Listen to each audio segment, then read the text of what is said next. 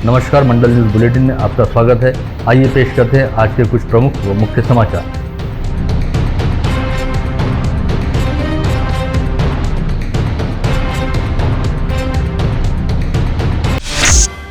कल मंगलवार 13 अप्रैल से गुड़ी पाड़वा पर्व के अवसर पर चैत्र प्रतिपदा के साथ ही भारतीय व हिंदू नववर्ष का प्रारंभ होने जा रहा है। इस उपलक्ष्य में सभी भारतवंशियों को इस नववर्ष की सर्वप्रथम ढेर सारी शुभकामनाएं, बधाई और अभिनंदन। इसके साथ ही आइए आज की बुलेटिन का हम प्रारंभ करते हैं।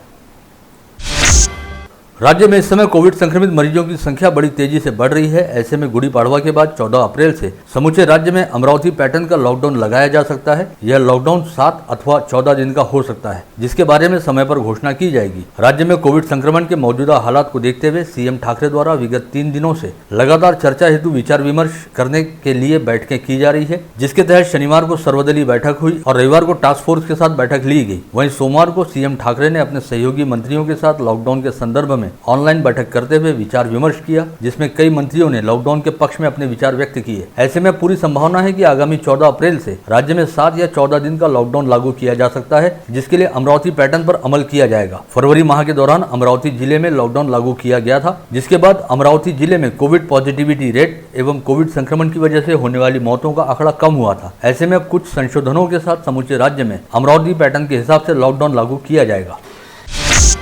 राज्य में लगातार बढ़ रही कोविड संक्रमितों की संख्या को देखते हुए विगत अनेक दिनों से इस बात को लेकर उत्सुकता बनी हुई थी कि राज्य शिक्षा मंडल द्वारा ली जाने वाली कक्षा 10वीं व 12वीं की परीक्षाओं को लेकर क्या निर्णय लिया जाता है। सोमवार को मुख्यमंत्री उद्धव ठाकरे तथा राज्य की शिक्षा मंत्री वर्षा गायकवाड़ के बीच हुई बैठक में इस मसले को लेकर चर्चा की गई और कोरोना के लगातार बढ़ते प्रभाव को देखते हुए कक्षा 10वीं व 12वीं की परीक्षाओं को कुछ समय के लिए आगे टालने का निर्णय लिया गया है। इसके तहत कक्षा 10वीं की परीक्षा जून माह में और कक्षा 12वीं की परीक्षा मई माह के अंत में ली जाएगी। ऐसी जानकारी शिक्षा मंत्री वर्षा गायकवाड़ द्वारा दी गई है।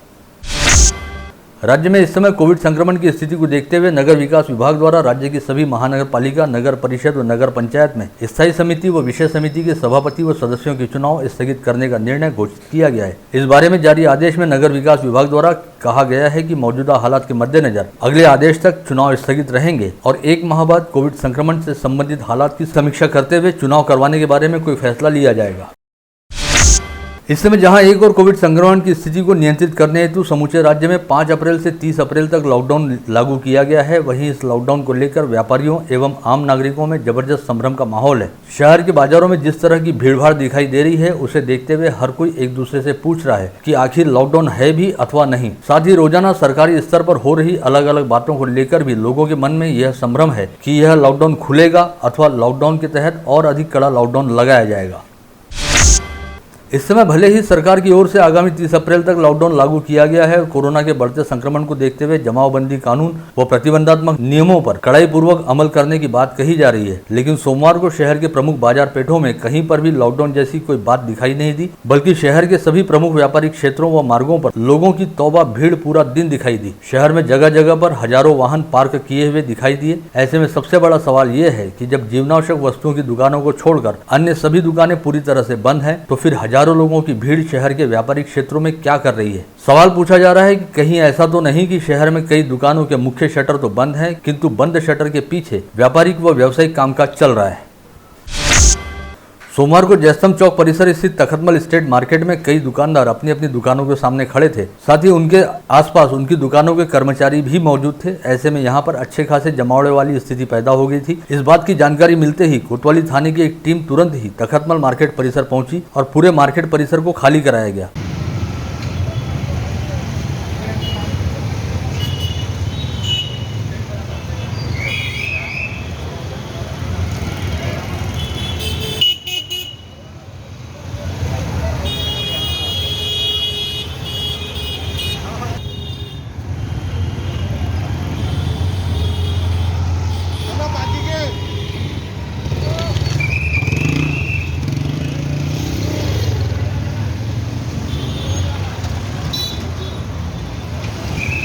इसके अलावा शहर की सड़कों से भी लोगों की भीड़ को हटाया गया। लॉकडाउन के चलते मार्केट बंद रहने के बावजूद कई दुकानों के सामने पुलिस को बड़ी संख्या में वाहन खड़े नजर आए। ऐसे में पुलिस ने इस बात को लेकर भी जांच पड़ताल करनी शुरू की कि कहीं मुख्य शटर को बंद रखते हुए दुकानें अंदर से तो शुरू नहीं है। हालांकि पुलिस की जानकारी में ऐसा कोई मामला सामने नहीं आया।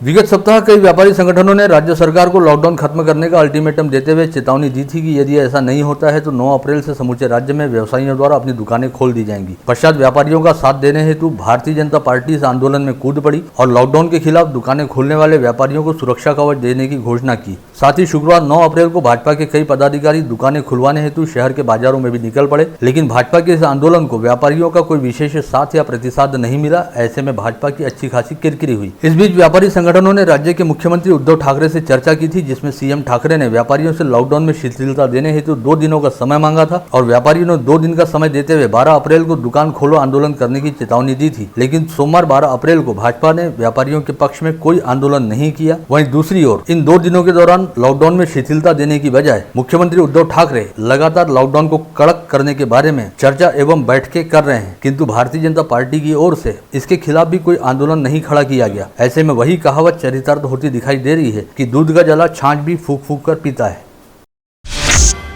इस समय कई दुकानदारों द्वारा लॉकडाउन के नियमों का उल्लंघन किया जा रहा है। ऐसे में मनपा पथकों द्वारा ऐसे दुकानदारों के खिलाफ कड़ी कार्रवाई की जा रही है। साथ ही उन दुकानों को बंद कराते हुए उन्हें सील भी लगाया जा रहा है।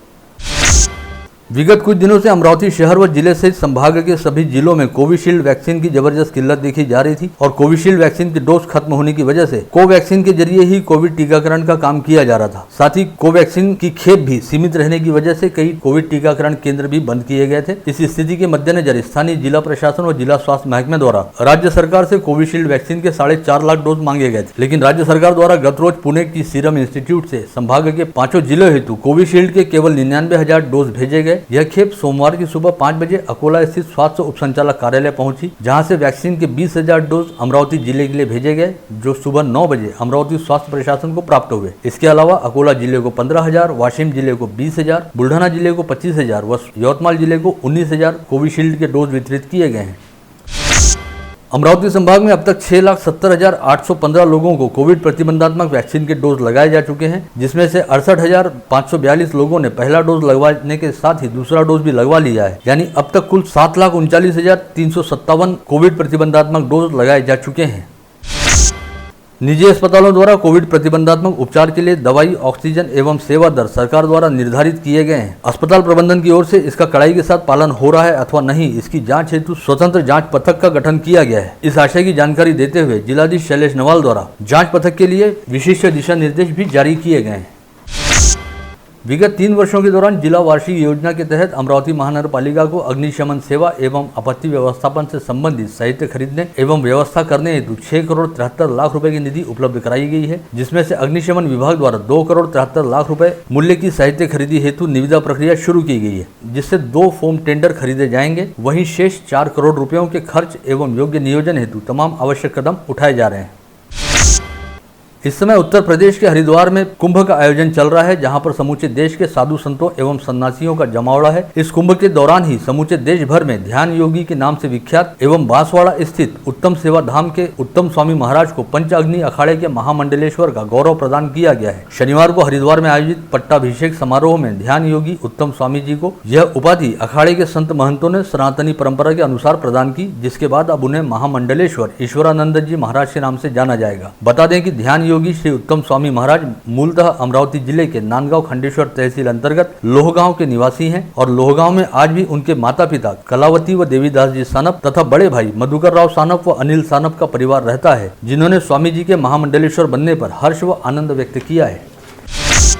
प्रतिवर्ष चैत्र प्रतिपदा के अवसर पर सिख समाज बंधुओं द्वारा बैसाखी का पर्व मनाया जाता है, जिसे सिख समाज में अच्छा खासा महत्व होता है। इस पर्व के अवसर पर सिख समाज बंधुओं द्वारा गुरुद्वारे में उपस्थित होकर सामूहिक रूप से अरदास की जाती है, लेकिन इस वर्ष कोविड संक्रमण की स्थिति को देखते हुए बूटी प्लॉट स्थित गुरुद्वारा गुरु सिंह सभा की ओर से आह्वान किया गया है कि बैसाखी पर्व के अवसर पर सभी सिख समाज बंधु 13 अप्रैल की शाम 5:30 बजे अपने अपने घरों पर रहकर ही अरदास करें और कोरोना मुक्ति की प्रार्थना करें। इस बारे में जारी विज्ञप्ति में कहा गया है कि 13 अप्रैल की शाम 4 बजे से सुखमणि, दुखभंजनी व आनंद साहब के पाठ के बाद ठीक 5:30 बजे अमरावती के सभी सिख समाज बंधु गुरु नानक नाम लेवा साध संगत द्वारा अपने अपने घरों में पूरे परिवार के साथ अरदास की जाए।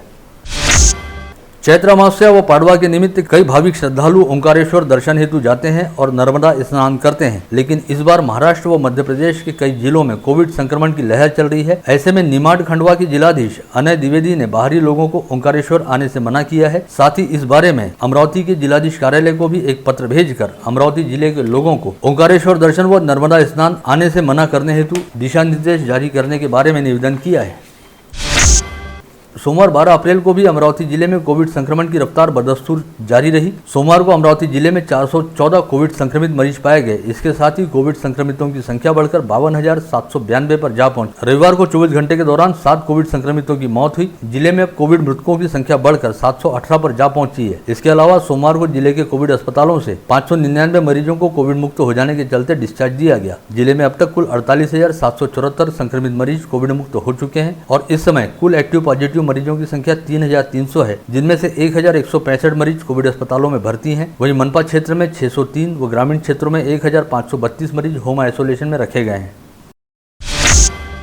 हरिसाल की वन परिक्षेत्र अधिकारी दीपाली चौहान की आत्महत्या मामले की जांच के लिए प्रधान मुख्य वन संरक्षक ने जांच समिति गठित की है। इस समिति ने अब अपना काम शुरू किया है, लेकिन जांच की शुरुआत में ही समिति द्वारा उठाए गए कदमों पर सवालिया निशान लगने शुरू हुए हैं। वन बल प्रमुख द्वारा गठित की गई समिति की 3 उप समिति तैयार की गई है और इस मामले में जांच के लिए कुल 15 विषय तय किए गए हैं, जिन्हें उप समितियों में बांटा गया है। लेकिन सबसे उल्लेखनीय बात यह है कि उप समिति ने घटना स्थल पर न जाते हुए हरिसाल के कर्मचारियों को बयान दर्ज करने हेतु परतवाड़ा बुलाया है। ऐसे में अब इस बात पर को लेकर सवालिया निशान खड़े किए जा रहे हैं कि बिना घटना स्थल पर गए यह समिति पूरे मामले की निष्पक्ष व सटीक तरीके से जांच कैसे करेगी। मेलघाट व्याघ्र प्रकल्प अंतर्गत हरिसाल की वन परिक्षेत्र अधिकारी दीपाली चौहान द्वारा आत्महत्या किए जाने के बाद मेलघाट व्याघ्र प्रकल्प का क्षेत्र संचालक कार्यालय भी लगातार सुर्खियों में बना हुआ है और यहाँ की कई गड़बड़ियां उजागर हो रही है, जिसके तहत अब पता चला है कि मेलघाट व्याघ्र संवर्धन प्रतिष्ठान कार्यालय में ठेके पर नियुक्त 7 से 8 स्थायी कर्मचारियों को तत्कालीन अपर प्रधान मुख्य वन संरक्षक MS रेड्डी ने वन विभाग के सरकारी क्वार्टर निवास के लिए दिए थे, जबकि यह क्वार्टर केवल स्थायी वन कर्मचारियों को ही दिए जाते हैं। लेकिन रेड्डी ने यहाँ रहने वाले वन कर्मचारियों से यह निवास खाली करवाए, अपनी मर्जी वाले ठेका कर्मचारियों को यह क्वार्टर निवास के लिए दिए थे।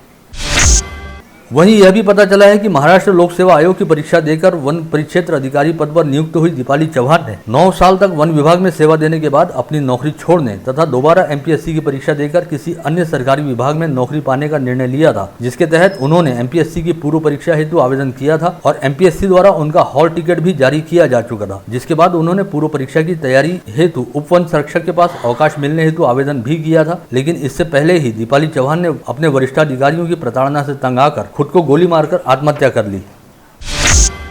गर्मी के दिनों में शरीर को ठंडक पहुंचाने वाले फल काफी पसंद किए जाते हैं और इन रसीले फलों में तरबूज फलों की बड़े पैमाने पर डिमांड होती है। ऐसे में शहर वासियों के लिए स्थानीय सरोदे बंधुओं ने हरे व पीले रंग के तरबूजों की वैरायटी उपलब्ध कराई है, जिन्हें स्थानीय नागरिकों द्वारा अच्छा खासा पसंद किया जा रहा है और नागरिकों के बीच सरोदे बंधुओं द्वारा उपलब्ध कराए गए तरबूजों की अच्छी खासी मांग भी देखी जा रही है। RT प्रवेश के लिए इस बार राज्य स्तर पर ऑनलाइन ड्रॉ घोषित किया गया है। बीते वर्ष की तरह एक ही ड्रॉ निकाला गया और पालकों को 15 अप्रैल के बाद SMS के जरिए प्रवेश की सूचना उपलब्ध करवाई जाएगी। इसके बाद प्रत्यक्ष प्रवेश की प्रक्रिया पूरी करनी पड़ेगी। अमरावती में RT प्रवेश के लिए जिले भर से 2076 सीटों के लिए करीबन 5,922 आवेदन मिले हैं और RT प्रवेश के लिए पात्र रहने वाले स्कूलों की संख्या 244 है। चिखलदरा में सिडको द्वारा अवैध तरीके से अपना कार्यालय चलाए जाने का मामला सामने आने के बाद अब एक और नई बात उभर कर सामने आई है, जिसमें पता चला है कि सिडको के चिखलदरा कार्यालय के पास न तो कोई अधिकार है, इसके बावजूद यहाँ के अधिकारी कार्यालय में आते हैं और चुपचाप निकल जाते हैं, जिसकी वजह से यहाँ पर विकास काम राम भरोसे चल रहे हैं। इसका ताजा उदाहरण शिवसागर पॉइंट के प्रभावित विकास कामों को देखकर लगाया जा सकता है। इस समय चिखलदरा के शिवसागर पॉइंट का विकास कार्य पूरी तरह से बंद पड़ा है और 40% काम पूरा करने के बाद इस काम को अधूरा छोड़कर ठेकेदार भी यहाँ से भाग निकला है। वर्तमान दौर में कोविड महामारी के संक्रमण से मरने वाले लोगों के शवों की अवहेलना भी होती दिखाई दे रही है। हालात यह है कि स्मशान भूमि में शवों को दफनाने के लिए भी जगह नहीं मिल रही है और जहां पर शवों को दफनाया जाता है और वहां के शवों को आवारा कुत्तों द्वारा बाहर निकालते हुए कुरेदना शुरू किया गया है। समाज मन को हिला देने वाली यह घटना बुल्ढाना के वैकुंठ धाम स्मशान भूमि में सामने आई है। शहर के मुस्लिम बहुल इलाकों में आने वाले मौलापुरा, तारखेड़ा, सौदागरपुरा में विविध विकास कामों को मंजूरी देने की मांग को लेकर क्षेत्रवासियों ने शहर की विधायक सुलभा खोड़के को निवेदन दिया, जिसमें मांग की गई कि मुस्लिम बहुल इलाकों के कई प्रभागों में विकास कामों को तेजी से करना बेहद जरूरी है। खरीफ की मुख्य फसल मानी जाने वाली सोयाबीन के दरों में इन दिनों तेजी से बढ़ोतरी देखी जा रही है। बाजार में सोयाबीन के दाम 6,500 से 6,800 रुपए के स्तर पर पहुंच गए हैं। वहीं तुअर के दाम 6,800 से 7,150 रुपए तक पहुंचे हैं। इसके अलावा चने के भाव 4,900 रुपए से 5,150 रुपए तक जा पहुंचे हैं। बीते खरीफ मौसम में नकली बीज किसानों के माथे मार दिए गए थे। ऐसे में किसानों की दुविधाएं बढ़ गई थी, लेकिन इस बार किसानों को नकली बीज की बाधाओं का सामना न करना पड़े, इसके लिए कृषि आयुक्त ने कृषि विभाग के अधिकारियों को कृषि केंद्रों से बिक्री होने वाले बीजों की उर्वरकता जांचने के निर्देश दिए हैं। ऐसे में कृषि अधिकारियों द्वारा बीज, खाद व कीटनाशक की बिक्री पर कड़ाई के साथ नजर रखी जाएगी। भाजपा की चांदूर बाजार तहसील द्वारा सोमवार को राज्य सरकार के विरोध में शटर खोलो आंदोलन किया गया और सरकार द्वारा लगाए गए लॉकडाउन का निषेध किया गया।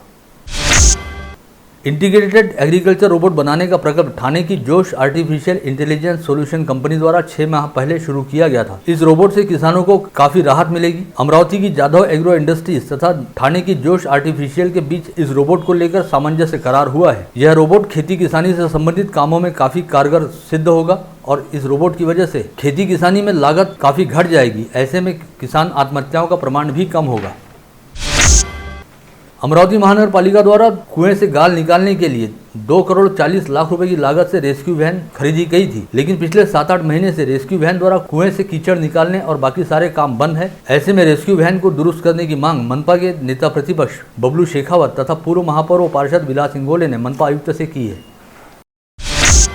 मौसम विभाग ने विदर्भ के सभी जिलों में आगामी 4 दिन बारिश और तूफान होने की चेतावनी दी है और किसानों तथा फल बागान मालिकों को सतर्क रहने के निर्देश दिए गए हैं। मौसम विभाग के मुताबिक 12 व 13 अप्रैल के दौरान विदर्भ के सभी जिलों में आंधी तूफान के साथ बारिश हो सकती है।